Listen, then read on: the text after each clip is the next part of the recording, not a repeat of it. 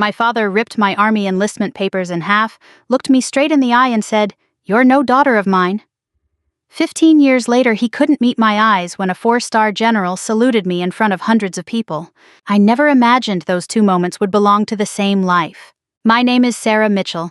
I'm 33 years old, and as I tell you this story, I'm sitting alone in a quiet room at Fort Liberty, North Carolina, waiting to pin on the silver eagle of a full colonel.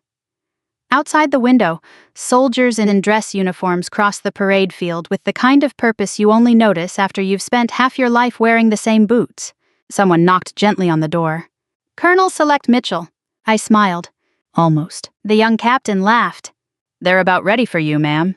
"Give me 5 minutes." He nodded and closed the door. I reached for the paper cup of coffee on the table, but before I could take a sip, the television mounted on the wall caught my attention. The local station from Columbus was running a feature about today's ceremony. The reporter stood outside the auditorium interviewing guests. Then I froze. There he was, Frank Mitchell, my father. His hair had turned mostly gray since the last time I'd seen him. He wore a navy suit, a small American flag pin on his lapel, and the confident smile I remembered from childhood whenever he wanted people to believe he was the smartest man in the room. The reporter asked, "Mr. Mitchell, how does it feel knowing your daughter is being promoted to colonel today?" He chuckled. "I've been proud of her ever since she decided to join the Army." I nearly dropped the coffee. For a second, I wondered if I'd somehow stepped into someone else's life. Proud. That wasn't the word I remembered. Not even close. The memory came back so clearly that I could still smell my mother's pot roast. It was June 2010. Lancaster, Ohio. Sunday dinner had always been sacred in our house. Dad sat at the head of the table. Mom brought biscuits from the oven. My older brother Kevin complained about the Cleveland Browns before the season had even started. Everything felt ordinary, until I cleared my throat. "I've got something to tell everyone." Dad looked up from his mashed potatoes. "What is it?" I slid an envelope across the table. He frowned. "What's this?" "My enlistment papers." Silence. He opened the folder. His eyes moved across the page. Then his jaw tightened. "You enlisted?" "Yes." "You mean you're actually leaving?" I nodded. "I leave in August." He leaned back in his chair. "No." I blinked. "What do you mean?" "I mean absolutely not." "Dad!" "I already paid your tuition at Ohio State." "I know." "You'll be studying business." "I don't want to study business." His voice grew louder. "So what you think you know better than your parents?" "I've wanted this since high school." "You've wanted a lot of stupid things." Mom quietly reached for his arm. "Frank." He pulled away. "No." He looked directly at me. "The Army isn't for young women." I took a slow breath. "There are thousands of women serving. They're making a mistake too." Kevin stared at his plate. Mom wouldn't look at either of us. I tried again. "I've thought about this for years." Dad stood so suddenly his chair tipped backward. "You think wearing a uniform is going to make you somebody?" "No." "I'll tell you exactly what it'll make you." He grabbed the enlistment packet, ripped it straight down the middle. Then again. Paper floated onto the dining room floor like snow. "You'll be a disgrace to this family." Nobody spoke. The kitchen clock kept ticking. I remember hearing a dog bark somewhere down the street.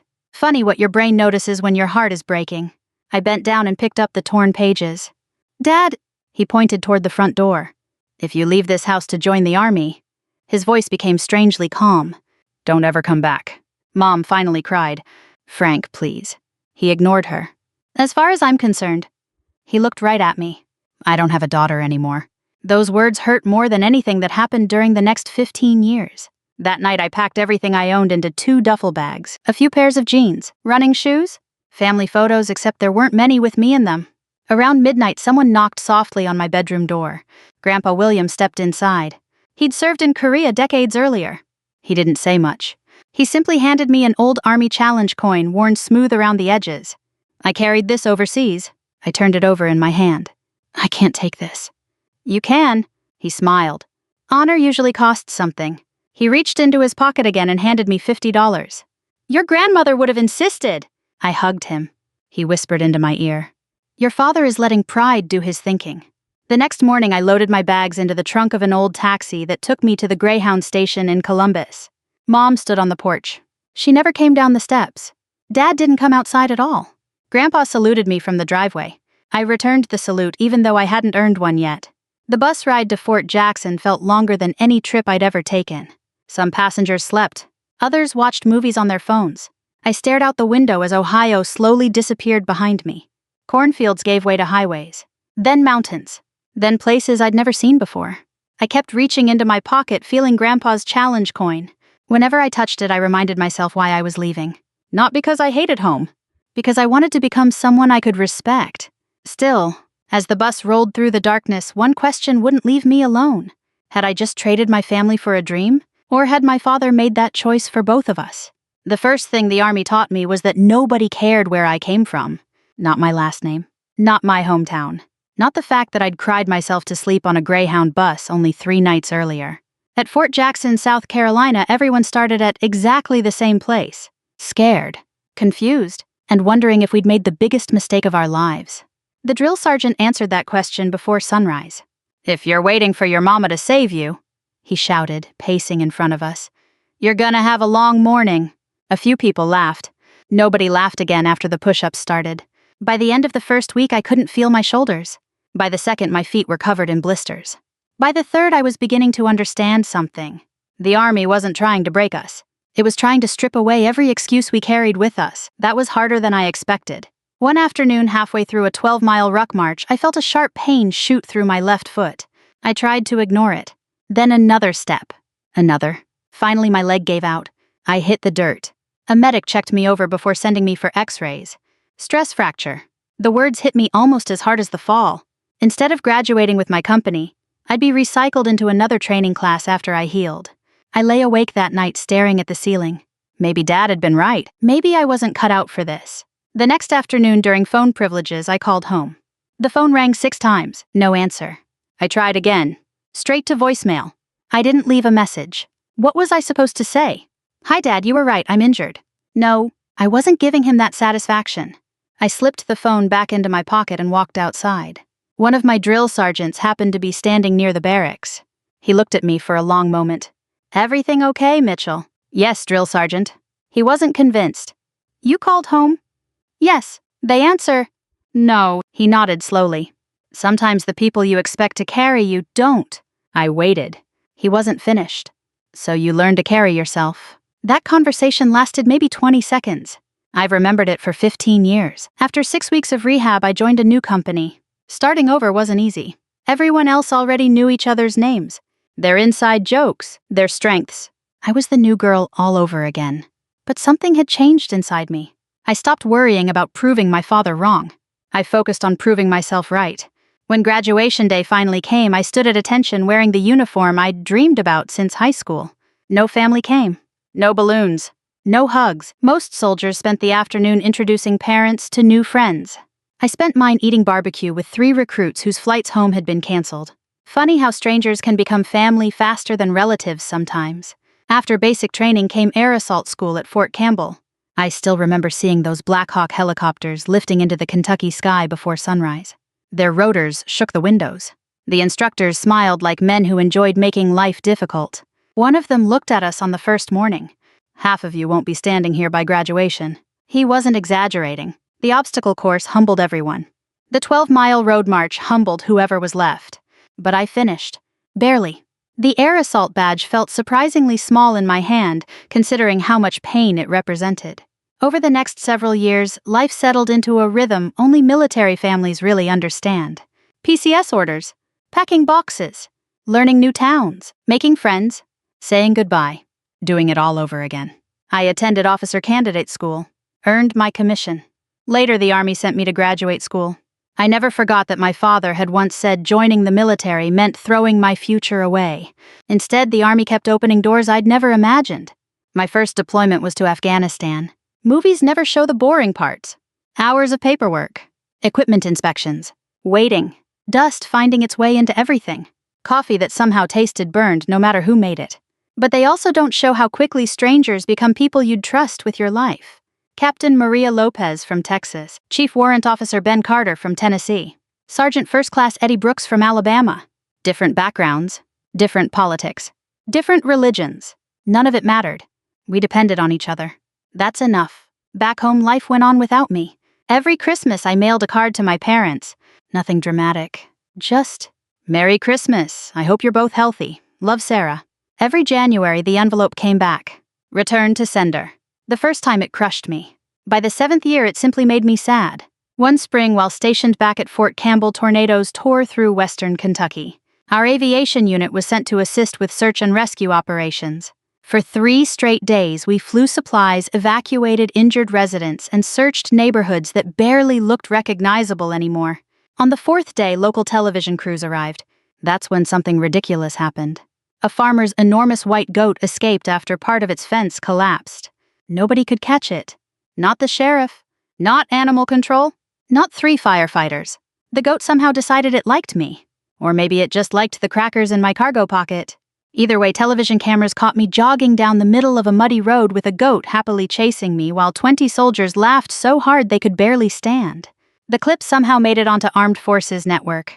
For months afterward, pilots greeted me by bleating like goats whenever I walked into a briefing room. Even our brigade commander couldn't keep a straight face. "You've got impressive leadership skills, Colonel." "I wasn't a colonel yet, sir." "No," he laughed. "But apparently livestock already respected your authority." Moments like that mattered. They reminded us we were still human. Even after long deployments, even after loss, years passed. Promotions came. Assignments changed. Responsibilities grew heavier. Some nights I still wondered what my father would think if he could see me. Then I'd remember. He had chosen not to. One evening after finishing paperwork long after sunset, I walked across the quiet flight line. Blackhawks rested under floodlights. Mechanics were finishing inspections. Somewhere nearby, someone played old country music from a maintenance bay. I stopped for a moment and realized something I hadn't expected. I no longer wished I could go back home. What I missed wasn't the house in Ohio. It wasn't the town. It wasn't even Sunday dinners. I missed the father I used to believe I had.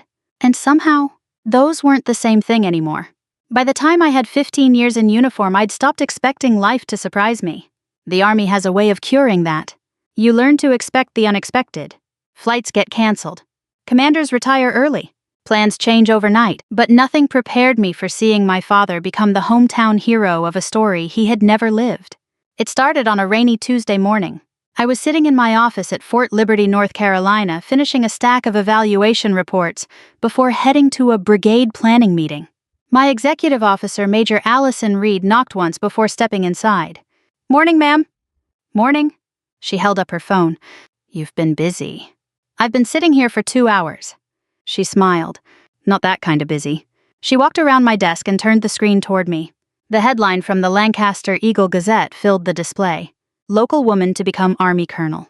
I laughed. My hometown finally figured out I exist. I kept reading. She scrolled. Halfway through the article was a large photograph. Not of me, of my father. I stared at it. He was standing in front of Mitchell Auto Repair wearing his usual blue work shirt, arms folded across his chest. The caption read, "Frank Mitchell says he's proud his daughter chose a life of service." My stomach tightened. Allison quietly pulled a chair over and sat down. "You okay?" I didn't answer. Instead, I kept reading. According to the article, my father had encouraged me to enlist after high school. He supposedly believed military service would teach me discipline and leadership. The reporter quoted him saying, "Sarah always had the heart of a soldier. I just helped point her in the right direction." I actually laughed. Not because it was funny, because it was unbelievable. If someone had written it as fiction, nobody would have believed it. Allison finally spoke. "Is any of that true?" I looked up. "Not one sentence." She nodded. I figured. She'd known me for almost 8 years. Long enough to know I didn't talk much about my family. Long enough to know there was a reason. She leaned back. "So, what are you going to do?" "I have no idea." For the first time in years, I felt 18 again. Angry. Powerless. Confused. I closed the article. "I've got a meeting." "You also have a father rewriting history." "I know. Are you going to correct him?" I thought about it, then shook my head. "No." "Why?" "Because arguing with people like him never changes anything." Allison studied my face. "Maybe." She stood. "But sometimes silence helps the wrong person win." Her words stayed with me all day. That evening I called Grandpa's old number out of habit. The number had been disconnected for years. He'd passed away while I was deployed overseas. I still hadn't deleted it. Funny the things we hold on to. The following weekend, my promotion announcement spread farther than I expected. The Columbus television stations picked it up. Veterans groups shared the story online. Even the local VFW in Lancaster announced they planned to celebrate one of their hometown soldiers. Within days, my father was everywhere. He gave interviews outside his repair shop. He spoke at the Rotary Club. He even attended a Memorial Day breakfast where people applauded him for raising such an outstanding American. An old classmate texted me, "Your dad looks so proud on Channel 10. I stared at the message for a long time before putting the phone away. People weren't lying. They simply believed what they'd been told. A week later, I flew to Washington for meetings at the Pentagon. While waiting outside a conference room, my phone buzzed again. This time it was my mother. Not a phone call. An email. The first I'd received from her in over a decade. Subject line, "I'm sorry." I opened it slowly. There were only 3 sentences. "Sarah, there are things you deserve to know. Watch your mail." No explanation. No signature. Just those words. 3 days later, back at Fort Liberty, the overnight delivery arrived. A plain brown envelope. No return address. Inside was another envelope. Yellowed with age. My name written across the front in my father's handwriting. I knew it immediately. I'd stared at those letters often enough growing up. My hand suddenly felt cold. I carefully opened it. Inside was a single sheet of paper. The date read, August 18, 2010, 2 weeks after I'd left home. The letter was short. Painfully short. "Sarah, don't waste your time writing or calling. You made your choice.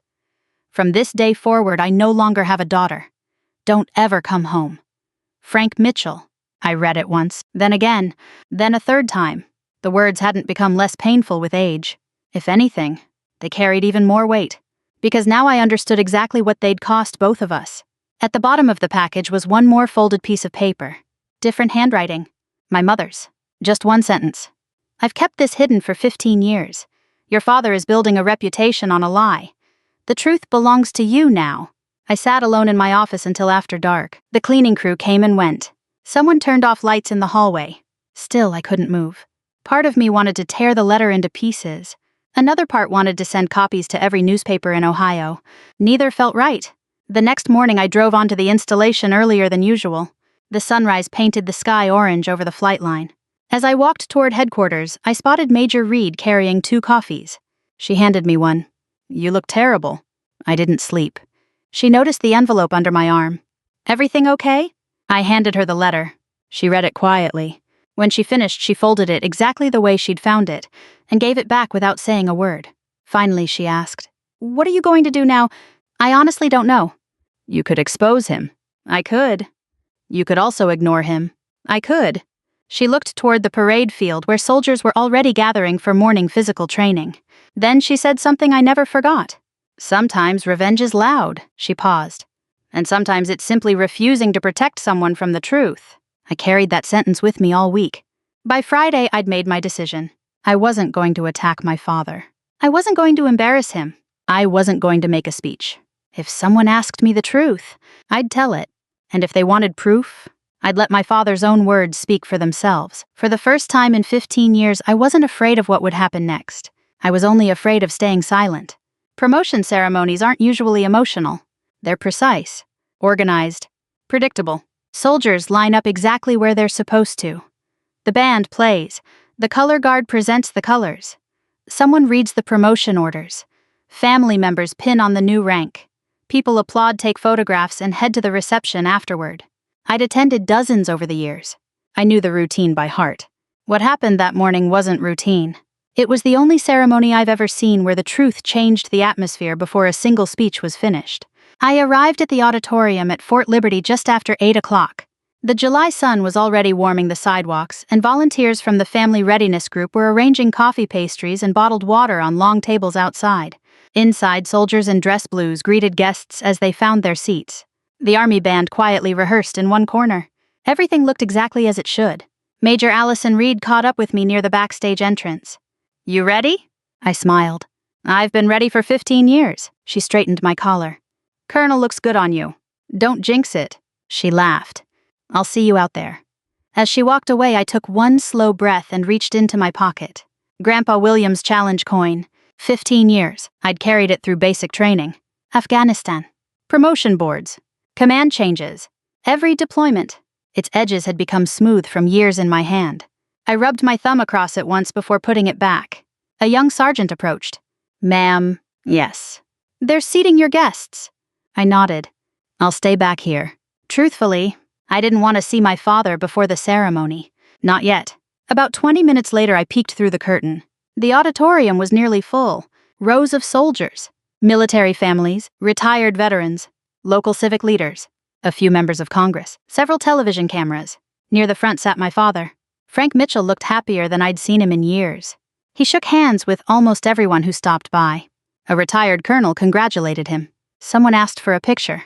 He smiled easily, comfortably, as though he'd earned every bit of attention. My mother sat beside him. She looked different, smaller somehow. She glanced around the room but never smiled. For just a moment, our eyes met across the auditorium. She gave the slightest nod. Nothing more. But it told me everything. She knew. She knew I'd received the letter. She knew I understood. The ceremony began exactly at 9. The narrator welcomed everyone. The national anthem played. The audience stood. The invocation was brief. Then the master of ceremonies announced there had been an unexpected change. Our scheduled presiding officer was called to Washington late yesterday evening.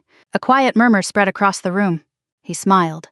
We are honored instead to welcome General David Harrington, Commanding General, United States Army Forces Command. Every soldier in the room straightened instinctively. A 4-star general. Even after 15 years in uniform, seeing 4 stars walk into a room changes the air. General Harrington entered without fanfare. Tall, gray-haired, calm. The kind of leader who didn't need to raise his voice. He shook hands with a few dignitaries before taking his seat. Then the promotion orders were read. My military career flashed across the screen behind me. Basic combat training. Officer Candidate School. Afghanistan. Eastern Europe. Disaster relief operations. Brigade Command. The narrator finished. Please welcome Colonel Select Sarah Mitchell. I stepped onto the stage. Every sound disappeared. Only the click of my shoes against the wooden floor. I stopped exactly where rehearsed. Came to attention. The promotion orders concluded. Then something happened that wasn't on the program. General Harrington didn't wait for the traditional pinning ceremony. Instead, he walked directly toward me. He stopped less than 3 feet away, looked me straight in the eyes, raised a perfect salute. His voice carried effortlessly across the silent auditorium. Welcome home, Colonel Sarah Mitchell. For one heartbeat. No one moved. Then the room exploded. Hundreds of people stood. Applause echoed off the walls. Some soldiers cheered. Others simply kept clapping. I returned the salute. Thank you, sir. He lowered his hand but didn't step away. Instead, he turned toward the audience. I've promoted many officers. He paused. But every now and then we recognize someone whose journey represents the very best of this army. The applause faded. The room became quiet again. He continued. Colonel Mitchell has spent 15 years leading soldiers with integrity, humility, and courage. Another pause. She has served in combat. She has brought Americans home during natural disasters. She has mentored young officers who now command units of their own. Then his voice softened. What impresses me most, he looked toward the audience, is that she accomplished all of this without something many of us take for granted. Silence. A family waiting to welcome her home. Nobody shifted in their seats. Nobody coughed. The room had become completely still. General Harrington continued carefully. Some soldiers inherit strength. Others build it. Colonel Mitchell built hers. I didn't look toward my father. I couldn't. I was afraid if I did, 15 years of hurt might show on my face. Instead, I stared straight ahead. The general nodded once. Today, the United States Army proudly welcomes one of its finest leaders home. Another standing ovation, longer this time. When I finally glanced toward the front row, my father wasn't smiling anymore. His expression had changed completely. He looked confused, then uncomfortable, then frightened. Because he understood something before anyone else did. The general hadn't accused him of anything. He hadn't mentioned him by name. But every parent in that room had heard the same message. Someone had failed this young woman long before the army ever met her. After the ceremony ended, dozens of guests formed a line to offer congratulations. Retired veterans shook my hand. Young lieutenants asked for photographs. Gold Star families hugged me. One elderly woman held both my hands. My husband served in Vietnam. She smiled through tears. He would have been proud of you. Thank you. She squeezed my hand. No, she shook her head gently. Thank you. I spotted my father standing about 20 feet away. He kept trying to work his way toward me. But every time he took a step, another soldier stopped to congratulate me. Another veteran wanted to talk. Another family asked for a picture. For 15 years, I'd chased after his approval. Now, without saying a single word, he couldn't even get close enough to speak to me. I didn't know it then, but the hardest part of the day was still waiting outside those auditorium doors. The reception was held in a large hall just across the parade field. Compared to the ceremony, it felt almost ordinary. Round tables were covered with white cloths. Coffee urns lined one wall beside trays of cookies and finger sandwiches. Soldiers relaxed enough to loosen their collars. Families posed for photographs beneath army banners. Somewhere in the corner, a pianist played quiet patriotic standards that blended into the conversations. For the first time all morning, I could breathe. I slipped away to a hallway outside the reception room and leaned against the wall. My hands were shaking. Not because I'd just become a colonel, because I'd spent the last hour pretending 15 years of memories didn't exist. Major Allison Reed found me a minute later. "You okay?" "I think so." "You don't sound convinced." I laughed quietly. "I'm trying to remember how to breathe." She handed me a bottle of water. "You handled yourself well." "I didn't do anything." "Exactly." She smiled. "Sometimes that's the hardest thing." Before I could answer, a young public affairs officer stepped into the hallway. "Ma'am." "Yes." "The media would like a few minutes if you're available." I nodded. "Let's get it over with." The interview area had been set up near the entrance. Several television stations were waiting. A reporter from WRL introduced herself. "Colonel Mitchell, congratulations." "Thank you." She asked about my career, leadership, young officers, military families. The questions were exactly what I expected. Then another reporter from Columbus raised his hand. "I understand your father is here today?" "Yes. He gave an interview last week saying he always encouraged your military career." I felt every camera turn toward me. There it was, the moment I'd thought about for days. I could have answered a dozen different ways. I could have called him a liar. I could have walked away. Instead, I simply said, "I think that question is better answered by something my father wrote." The room became quiet. I reached into the inside pocket of my dress blue jacket. Slowly, carefully, I removed the old envelope. Its edges were worn. The paper had yellowed with age. I held it for a moment before handing it to the reporter. "I received this shortly after I enlisted." He looked surprised. "Are you sure you want me to read it?" "I wouldn't have brought it otherwise." He opened the envelope carefully, almost respectfully. As his eyes moved across the page, the color drained from his face. He looked up. "Colonel..." I nodded once. "It's all right." He cleared his throat, then read aloud. "Sarah, don't waste your time writing or calling. You made your choice. From this day forward, I no longer have a daughter. Don't ever come home." Nobody moved. The only sound came from a coffee cup being set quietly onto a table somewhere behind the cameras. One of the reporters lowered his microphone. Another slowly looked toward my father. Frank Mitchell had stopped walking. He stood frozen only 20 feet away. His face had gone completely pale. For several seconds, nobody asked another question. Finally, the reporter looked at him. "Mr. Mitchell," his voice remained polite, "did you write this letter?" My father opened his mouth. Nothing came out. He swallowed, looked at me, then back at the reporter. Another long silence. "Yes?" The single word barely reached us. The reporter didn't raise his voice. He didn't accuse him of anything. He simply asked another question. "Then why did you tell the newspaper you supported your daughter's decision to serve?" My father rubbed both hands together. I was angry. Someone behind me whispered, 15 years. He heard it. Everyone did. My father tried again. "I didn't mean..." The reporter interrupted gently. "Sir, this wasn't written last week." He held up the letter. "This was written 15 years ago." Another silence. No one rescued him. Not the reporters. Not the guests. Not even my mother. She stood quietly beside a table, tears rolling down her face. She never once tried to defend him. A retired sergeant major stepped forward. He had introduced himself to me earlier. His jacket was covered with ribbons earned over 30 years of service. He removed his veteran's cap, looked at me, then at my father.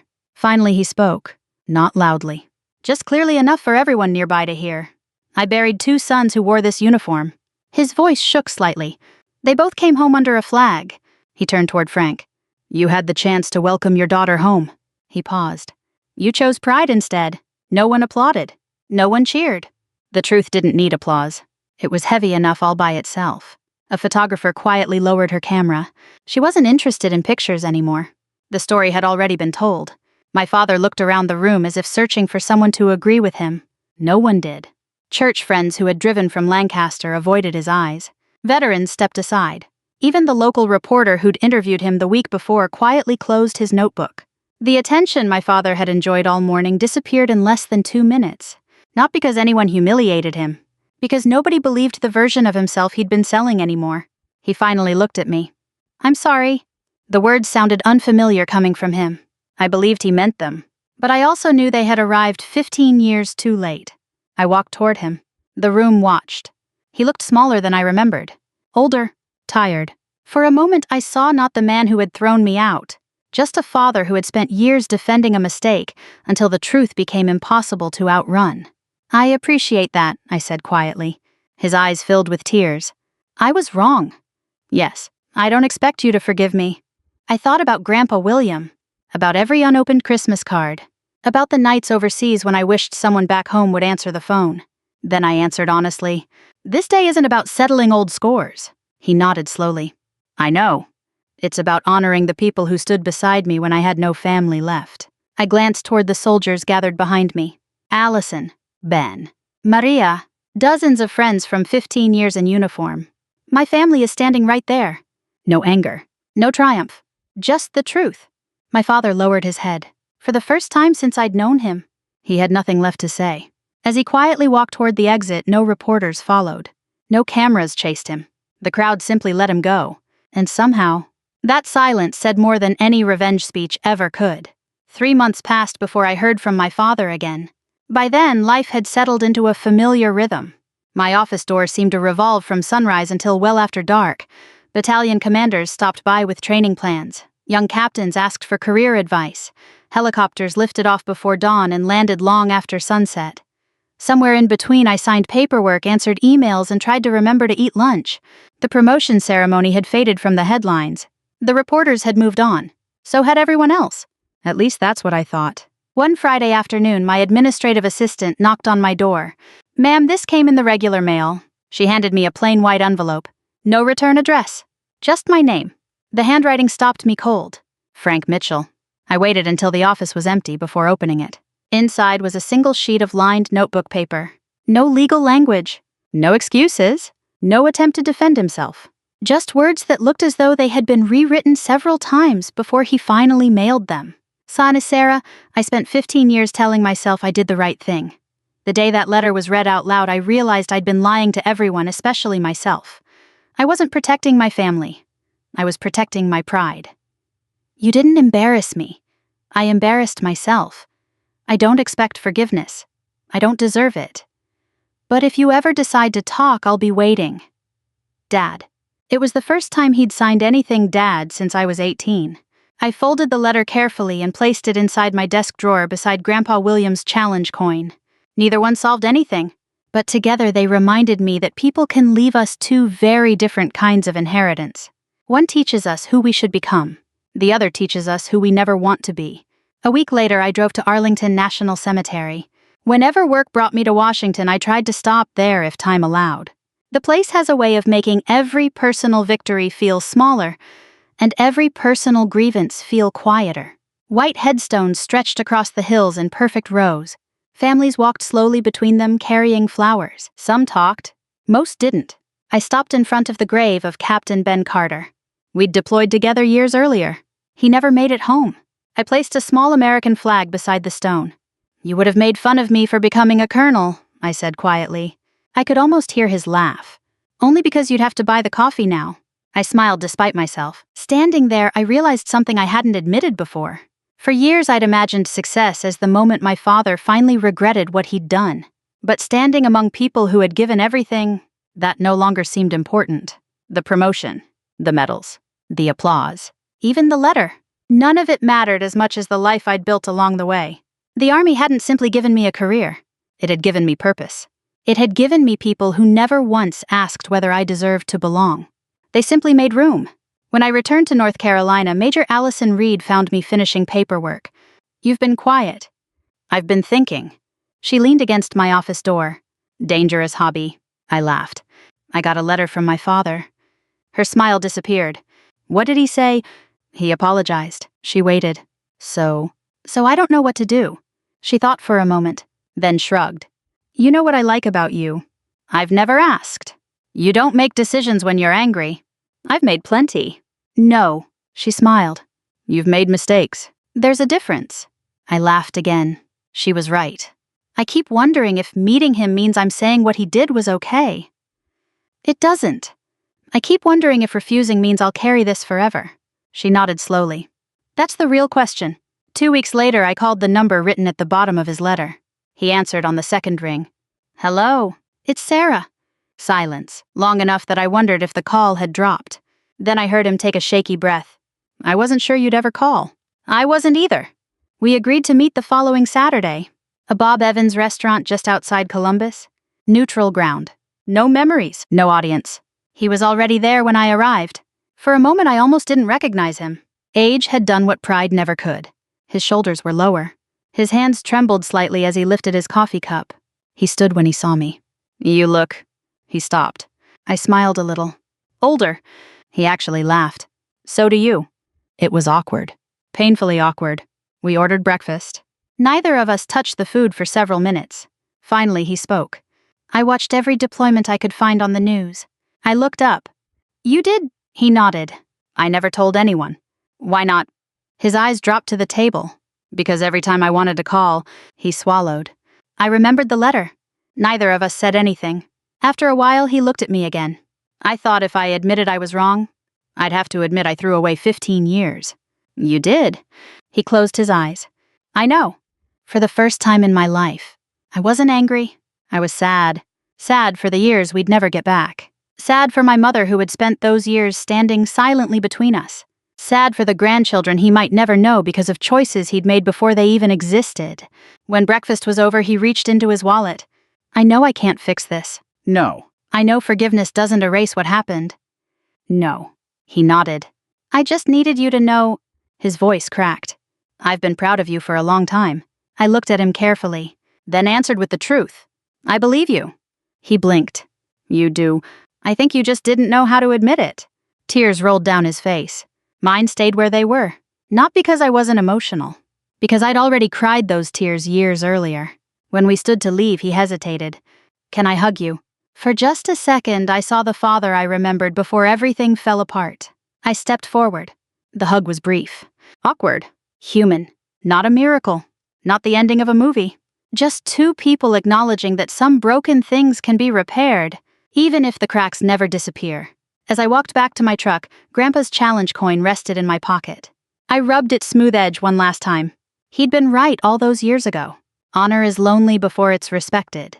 But eventually, if you keep walking, it brings you home. I used to think revenge meant watching someone else fall. Now I know better. The greatest revenge was building a life so full of purpose that one person's rejection could no longer define me. My father didn't give me my strength, losing him did. And in a strange way that became the greatest gift hidden inside the deepest wound I'd ever carried. If my story reminded you that your worth is never determined by someone else's approval, I hope you'll carry that thought with you today. And if you've ever had to choose between keeping the peace and doing what's right, I hope you know you're not walking that road alone. Thank you for spending this time with me.